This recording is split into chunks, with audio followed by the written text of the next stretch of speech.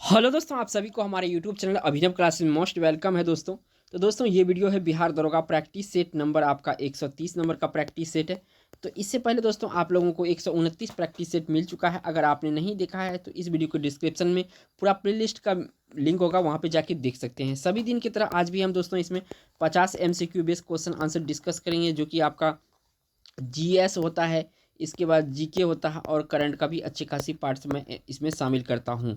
और दोस्तों अगर बात करेंगे इस क्वेश्चन आंसर की, तो जो आपका 2023 में एग्ज़ाम होगा, इसमें लगभग में अगर आप यहाँ से कवर करके क्वेश्चन जाते हैं हमारे वीडियो सीरीज से, तो 85% से लेकर दोस्तों 90% तक क्वेश्चन इसी वीडियो सीरीज से देखने के लिए मिलेगा। क्योंकि अगर हम बात करते हैं नंबर ऑफ क्वेश्चन में 50 शामिल करता हूँ, और लगभग मैं आपका 8000 प्लस मैं क्वेश्चन करवा चुका हूँ बिहार दरोगा एसआई से।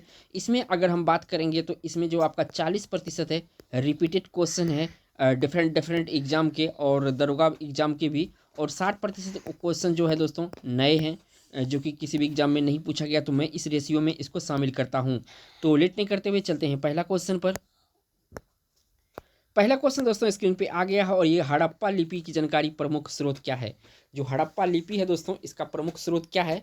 तो देखिए पक्की मिट्टी की मोहरों पर अंकित लेख, ये हड़प्पा लिपि की जानकारी यहीं से मिलती है। तो इस क्वेश्चन का जो राइट आंसर होगा सी ऑप्शन है। बढ़ते हैं 2 नंबर क्वेश्चन पर। नेक्स्ट क्वेश्चन दोस्तों, और ये भी आपका जो क्वेश्चन है हिस्ट्री से ही संबंधित है। प्राचीन भारत के अधिकांश अभिलेख किस लिपि में खुदे हैं। जो प्राचीन भारत के अधिकांश अभिलेख है दोस्तों, किस लिपि में खुदे हैं। तो अधिकतर अभिलेख दोस्तों ब्राह्मणी लिपि में खुदे हुए हैं। किस में है? ब्राह्मणी लिपि में खुदे हुए हैं। बढ़ते हैं 3 नंबर क्वेश्चन पर। नेक्स्ट क्वेश्चन दोस्तों इसे पूछा गया है आपका 3 नंबर में, ये भी हिस्ट्री से क्वेश्चन है। अच्छे खासे हिस्ट्री से क्वेश्चन किया जाता है दोस्तों बिहार दरोगा में। तो 1761 ईस्वी में मराठा और अफगानों के बीच युद्ध को किस नाम से जाना जाता है। और 1761 में जो दोस्तों मराठा और अफगान के बीच युद्ध हुआ था, उसे किस नाम से जाना जाता है। और ये क्वेश्चन दोस्तों रिपीटेड है एग्जाम में, तो इसको आंसर जरूर याद रखिएगा क्योंकि आने वाले एग्जाम में भी पूछा जाएगा ये। तो इसे जाना जाता है दोस्तों 1761 युद्ध को पानीपत का तृतीय युद्ध। पानीपत का जो प्रथम युद्ध हुआ था दोस्तों, ये हुआ था आपका 1526 में। उसके बाद हो गया था 1556 में, ठीक है, दूसरा। और थर्ड जो हो गया 1761 में। ये तीनों आपको याद रखना। पहले में जो है जो लड़ा था, ये इब्राहिम लोदी था, लोदी वंश का शासक। और दूसरा था इसमें बाबर। बाबर की विजय हुआ था उसी समय जो है भारत में, अपना भारत में मुगलों का नींव डली थी। बढ़ते हैं आपका 4 नंबर क्वेश्चन पर। नेक्स्ट क्वेश्चन दोस्तों 4 नंबर का स्क्रीन पे आ गया है। पूछा गया दोस्तों यूनानी राजा मिनेंडर निम्नलिखित में से किस बौद्ध धर्म में दीक्षा प्राप्त की। तो यूनानी राजा मिनेंडर निम्नलिखित में से किस बौद्ध धर्म में दीक्षा प्राप्त की थी दोस्तों। तो ये किससे किया था। तो ये किया था दोस्तों नागसेन से। किससे किया था? नागसेन से। और दोस्तों वीडियो में आगे बढ़ने से पहले दोस्तों आप लोगों से छोटा सा रिक्वेस्ट है, अगर वीडियो पे चैनल पे पहली बार आए हैं दोस्तों, तो प्लीज़ चैनल को सब्सक्राइब कर लीजिएगा और बेल आइकन प्रेस कर लीजिएगा दोस्तों, क्योंकि यहाँ पे एजुकेशनल वीडियो आपको मिलते रहेंगे, आपका तैयारी बेटर होगा। बढ़ते हैं 5 नंबर क्वेश्चन पर। नेक्स्ट क्वेश्चन दोस्तों इसमें पूछा गया है आपका 5 नंबर में, निम्नलिखित में से किस शासक ने अवंती को जीतकर मगध का हिस्सा बनाया। अवंती को जीतकर मगध का हिस्सा बनाया था दोस्तों, कौन सा शासक इसमें। तो अगर बात करेंगे शिशुनाग का, तो ऐसा शिशुनाग किया था दोस्तों, ये अवंती को जीत लिया था और मगध का हिस्सा बना लिया था। शिशुनाग नागवंश का शासक है। बढ़ते हैं 6 नंबर क्वेश्चन पर। नेक्स्ट क्वेश्चन दोस्तों इसमें पूछा गया आपसे 6 नंबर में, 1908 ईस्वी में बाल गंगाधर तिलक को बंदी बनाकर कहाँ भेज दिया गया था। तो कहाँ भेजा गया था दोस्तों, जो आपका बाल गंगाधर तिलक को बंदी बनाया गया था, तो बाल इसको भेजा गया था दोस्तों मांडले का जेल। किस जेल में भेजा गया था? मांडले का जेल। बढ़ते हैं 7 नंबर क्वेश्चन पर दोस्तों। नेक्स्ट क्वेश्चन दोस्तों यहाँ पे 7 नंबर का है, और पूछा गया है बेसबॉल के मैच में प्रत्येक पक्ष में कितने खिलाड़ी होते हैं। बेसबॉल के मैच में प्रत्येक में पक्ष में कितने खिलाड़ी होते हैं दोस्तों। ये क्वेश्चन मैं पिछले ही वीडियो, कल की ही वीडियो में दोस्तों मैंने शामिल किया था और आज भी शामिल किया हूँ। और आपसे दोस्तों ये कमेंट में आंसर मांगते हैं कि मैंने कौन सा आंसर बताया था। आप लोग राइट आंसर कीजिएगा। इसमें से ये चारों ऑप्शन में दोस्तों राइट आंसर कौन सा होगा, क्योंकि मुझे याद आ गया कि ये पिछले वीडियो में भी मैंने ये क्वेश्चन शामिल किया था, बेसबॉल के मैच में प्रत्येक पक्ष में कितने खिलाड़ी होते हैं। तो आप लोग कमेंट जरूर कीजिएगा आंसर का साथ। नेक्स्ट क्वेश्चन दोस्तों यहाँ पे स्क्रीन पे आ गया है। पूछा गया है निम्नलिखित में विश्व का सर्वाधिक व्यस्त महासागरीय मार्ग कौन सा है।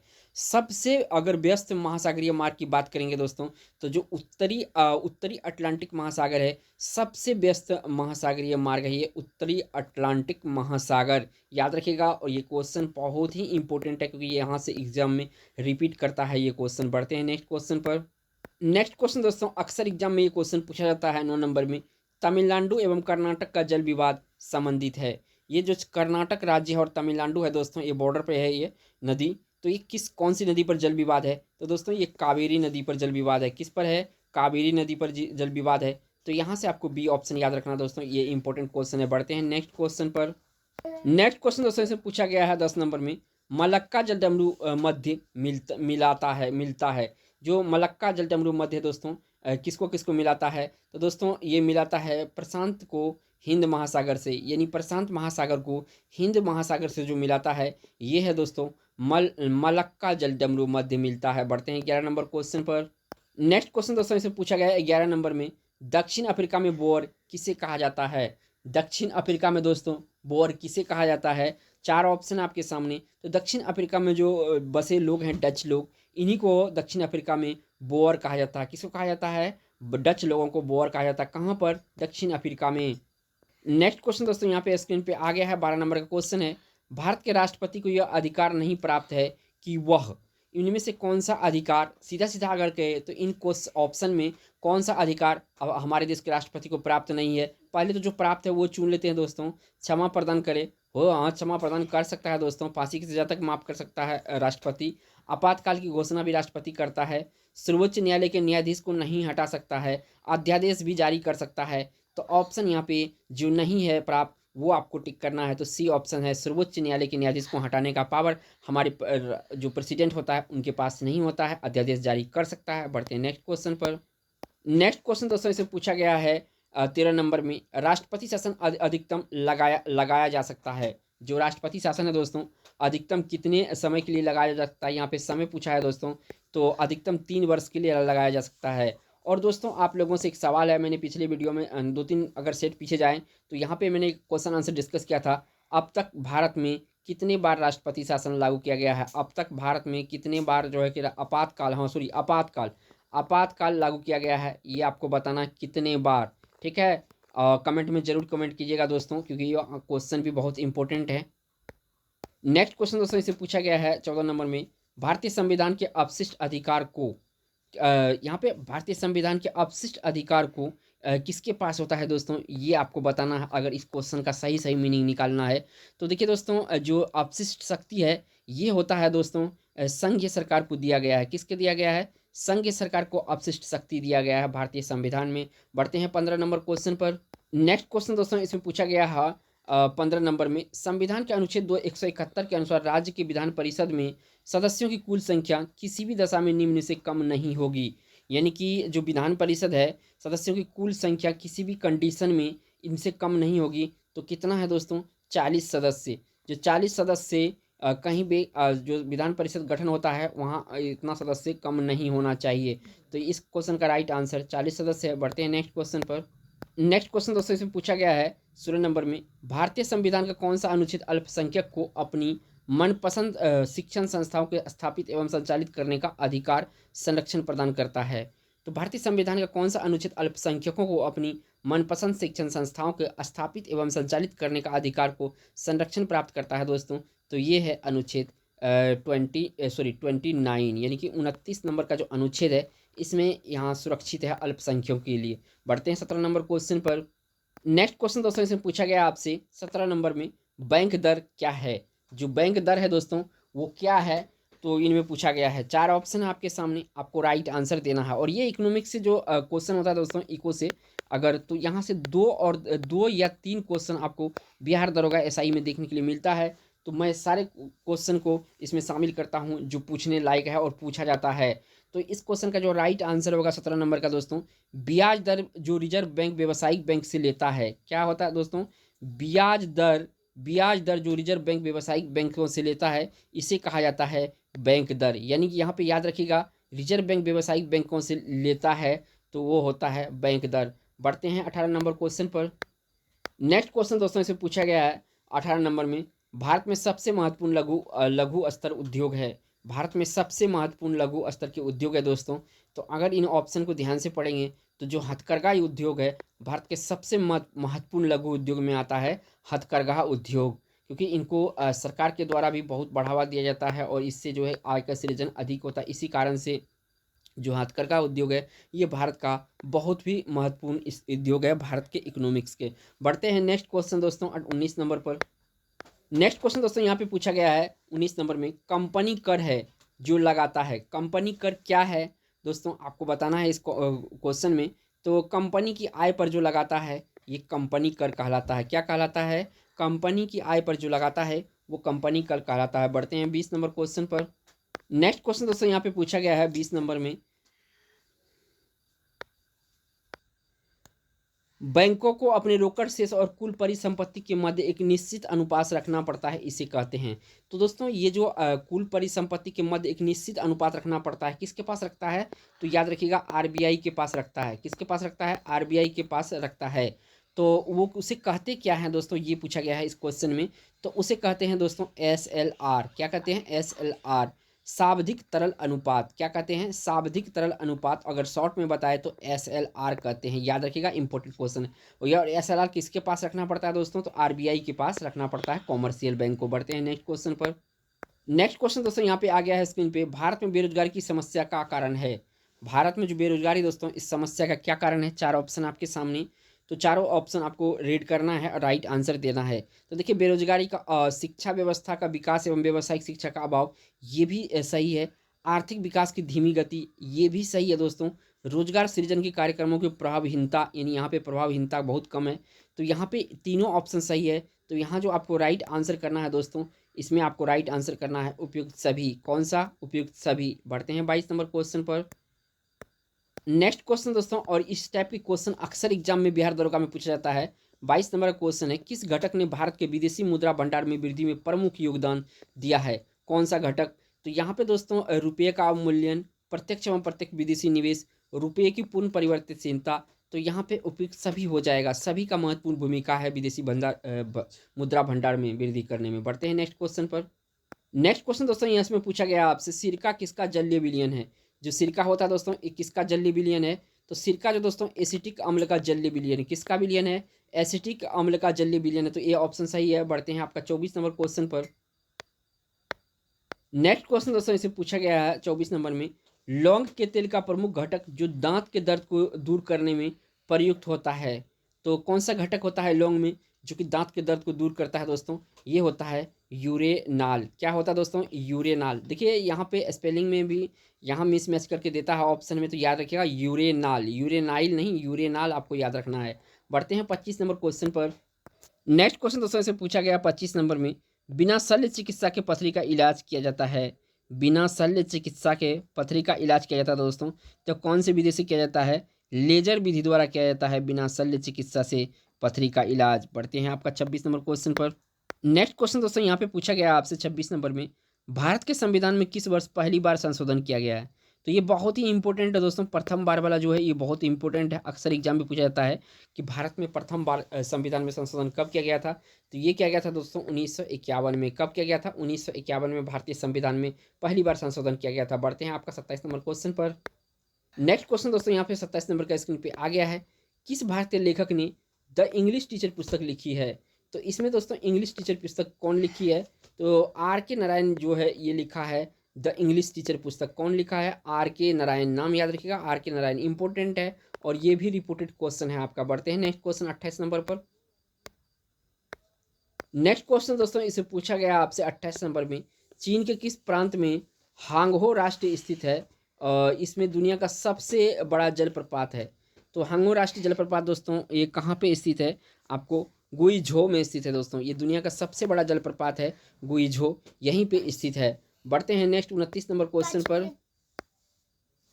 नेक्स्ट क्वेश्चन दोस्तों इसे पूछा गया आपसे, जो 29 नंबर का क्वेश्चन है, विश्व जल दिवस मनाया जाता है। जो विश्व जल दिवस है दोस्तों ये कब मनाया जाता है? तो ये मनाया जाता है दोस्तों 22 मार्च को। देखिए दोस्तों आपसे एक क्वेश्चन कर रहा हूँ कि जो 2022 है दोस्तों, 2022 इस बार जो जल दिवस मनाया गया था 22 मार्च को, इसका थीम क्या था? ये थीम अक्सर एग्जाम में पूछा जाता है दोस्तों, तो आपको थीम बताना है कि इसका थीम क्या है, और कमेंट में जरूर कीजिएगा। बढ़ते हैं नेक्स्ट क्वेश्चन पर। नेक्स्ट क्वेश्चन दोस्तों इसमें पूछा गया है 30 नंबर में, 2019 में केंद्रीय पर्यावरण, वन और जलवायु परिवर्तन मंत्री हर्षवर्धन ने India cooling action plan आईसीएपी launch किया। आईसीएपी किस दिन जारी किया गया था? तो आईसीएपी दोस्तों ये 8 मार्च को लॉन्च किया गया था। कब किया गया था? 8 मार्च को लॉन्च किया गया था। बढ़ते हैं नेक्स्ट क्वेश्चन पर। नेक्स्ट क्वेश्चन दोस्तों इसे पूछा गया है 31 नंबर में, मादा पुष्प को किस भाग में निषेचन होता है? जो मादा पुष्प होता है दोस्तों, किस भाग में निषेचन होता है? तो दोस्तों रेशा में निषेचन होता है। किस में होता है? रेशा में निषेचन होता है। बढ़ते हैं 32 नंबर क्वेश्चन पर। नेक्स्ट क्वेश्चन दोस्तों इसमें पूछा गया है 32 नंबर में, तनाक किस धर्म संप्रदाय के एक पवित्र ग्रंथ है? तनाक जो है दोस्तों किस धर्म संप्रदाय का एक पवित्र ग्रंथ है? तो दोस्तों जो तनाक है यहूदियों का एक पवित्र ग्रंथ है। किसका? यहूदियों का एक पवित्र ग्रंथ है तनाक। बढ़ते हैं नेक्स्ट क्वेश्चन पर दोस्तों। नेक्स्ट क्वेश्चन दोस्तों इसे पूछा गया है 33 नंबर में, वर्ष 2018 तक की स्थिति के अनुसार डेविस कप इतिहास में सर्वाधिक सफल डबल्स खिलाड़ी कौन बना है? सफल डबल्स खिलाड़ी कौन बना है दोस्तों डेविस कप इतिहास में? तो ये बना है दोस्तों लिएंडर पेस। कौन बना है? लिएंडर पेस। बढ़ते हैं आपका 34 नंबर क्वेश्चन पर। नेक्स्ट क्वेश्चन दोस्तों इसमें पूछा गया आपसे 34 नंबर में, निम्नलिखित में सिंधु घाटी सभ्यता का एक बंदरगाह शहर कौन सा था? देखिए दोस्तों यहाँ पे अक्सर ऑप्शन दिया रहता है लोथल। कौन सा ऑप्शन होता है दोस्तों? लोथल। लेकिन यहाँ पे देखिए क्वेश्चन को किस तरह से यहाँ पे मोड़ा है। अगर ऑप्शन लोथल होता तो मुझे पता होता या आप सभी को पता होता, फटाक से क्वेश्चन आंसर कर देते हैं लोथल। लेकिन यहाँ पे ऑप्शन में लोथल नहीं दिया हुआ है, तो कौन सा ऑप्शन सही होगा? तो लोथल के बाद दोस्तों सोल है। ये सोल भी दोस्तों एक बंदरगाह शहर है सिंधु घाटी सभ्यता का। तो लोथल तो है ही है, लेकिन एग्जाम आजकल इतना इतना ट्रिकी कर दे रहा है कि ऑप्शन जो है कि बदल बदल के देता है दोस्तों, तो सोल भी है। बढ़ते हैं नेक्स्ट 35 नंबर क्वेश्चन पर। नेक्स्ट क्वेश्चन दोस्तों इसे पूछा गया आपसे 35 नंबर में, बैंकों द्वारा अपने सबसे बड़े सुरक्षित और सबसे अधिक क्रेडिट वाले अल्पकालिक ऋण पर ब्याज दर को डैश कहा जाता है? जो अल्पकालिक ऋण पर ब्याज दर को दोस्तों क्या कहा जाता है? तो इस यही बताना है। तो इसको कहा जाता है दोस्तों न्यूनतम उधार दर कहा जाता है। किस क्या कहा जाता है? न्यूनतम उधार दर कहा जाता है। तो यहाँ से आपको ये ऑप्शन रखना है। और ये इकोनॉमिक्स से दोस्तों जो है कि कभी कभी 3-4 कर दिए जाते हैं। बिहार दरोगा का जो पीटी एग्जाम होता है, अच्छे खासे क्वेश्चन बनता है यहाँ से। बढ़ते हैं नेक्स्ट क्वेश्चन पर। नेक्स्ट क्वेश्चन दोस्तों इसे पूछा गया है 36 नंबर में, प्राकृतिक चयन तंत्र को वर्णित करने की पद्धति के रूप में योग्यतम की उत्तरजीविता वाक्यांश निम्नलिखित में से किसका कथन है? यानी सीधा सीधा कहे दोस्तों योग्यतम की उत्तरजीविता ये किसका कथन है या किसका स्टेटमेंट है दोस्तों? तो ये कथन जो है दोस्तों ये किसका है? हर्बर्ट स्पेंसर का है ये कथन। कौन सा कथन? यहाँ पे दोस्तों जो यहाँ पे मैं थोड़ा सा हाईलाइट कर रहा हूँ, योग्यता की उत्तरजीविता याद कर लीजिएगा, बायोलॉजी से इंपॉर्टेंट क्वेश्चन है। वाक्यांश निम्नलिखित किसका कथन है दोस्तों? प्राकृतिक चयन तंत्र, ये बायोलॉजी से क्वेश्चन है, मोस्ट इंपॉर्टेंट है। योग्यतम की उत्तरजीविता तो हर्बर्ट स्पेंसर ने ये कथन दिया था। तो याद रखना है यहाँ से हर्बर्ट स्पेंसर, जो कि सी ऑप्शन में सही है। बढ़ते हैं नेक्स्ट क्वेश्चन। नेक्स्ट क्वेश्चन दोस्तों इसमें पूछा गया आपसे, रतौंधी विटामिन डैश की कमी के कारण होता है। यहाँ पे कौन सी विटामिन आएगा दोस्तों? तो यहाँ जो रतौंधी होता है विटामिन ए की कमी से होता है। किसकी कमी से होता है? ए की कमी से होता है। अब देखिए दोस्तों जो विटामिन ए है इसका वैज्ञानिक नाम आपको बताना है। इसका वैज्ञानिक नाम क्या होता है? क्योंकि ये अभी एग्जाम में पूछा जाता है कि वैज्ञानिक नाम क्या होता है। बढ़ते हैं नेक्स्ट क्वेश्चन। नेक्स्ट क्वेश्चन दोस्तों इसे पूछा गया है 38 नंबर में, सिंधु जल संधि पर हस्ताक्षर भारत और डैश के बीच किए गए थे। जो सिंधु जल संधि है दोस्तों इस पर हस्ताक्षर भारत और किसके बीच किया गया था? तो भारत और पाकिस्तान के बीच किया गया था दोस्तों। जो अपना इंडिया है, यहाँ इंडिया को जो है 20% पानी इस नदी से मिलेगा, और उसके बाद यहाँ पर जो 80% वाटर है दोस्तों ये पाकिस्तान को मिलेगा। किसके अकॉर्डिंग? सिंधु जल संधि के अकॉर्डिंग। तो आपको ये याद रखना है, यहाँ पे ऑप्शन ए सही होगा, पाकिस्तान। बढ़ते हैं 39 नंबर क्वेश्चन पर। नेक्स्ट क्वेश्चन दोस्तों इसमें पूछा गया है 39 नंबर में, सूर्य का लगभग 70% भाग निम्नलिखित में से किससे बना होता है? देखिए दोस्तों जो सूर्य है मुख्यतः आपका 2 गैस से बना होता है। पहला जो है दोस्तों हाइड्रोजन है, दूसरा इसमें हीलियम है। कौन सा है? तो देखिए 70% लगभग में आपका यहाँ पे हाइड्रोजन है, और 29% दोस्तों इसमें हीलियम है, और 1% अगर बचा हुआ जो है वो अन्य गैस है दोस्तों। तो सबसे ज़्यादा इसमें जो है दोस्तों हाइड्रोजन है। कौन सा है? हाइड्रोजन है। बढ़ते हैं नेक्स्ट क्वेश्चन पर। नेक्स्ट क्वेश्चन दोस्तों इसमें पूछा गया 40 नंबर में, निम्नलिखित में से कौन सा भारतीय लेखक फिल्म काई पोचे के 4 पाठ कथा लेखकों में से एक है? तो इसका 4 पाठकथा बना था दोस्तों। तो इसका काई पोचे का 4 पाठकथाओं का लेखक में से एक है। तो यहाँ पे दुर्जय दत्त जो है दोस्तों, इनका ही पाठकथा है काई पोचे 4 भाग में। बढ़ते हैं नेक्स्ट आपका 41 नंबर क्वेश्चन पर। नेक्स्ट क्वेश्चन दोस्तों इसमें पूछा गया आपसे 41 नंबर में, पाकिस्तान का संविधान कब लागू किया गया था।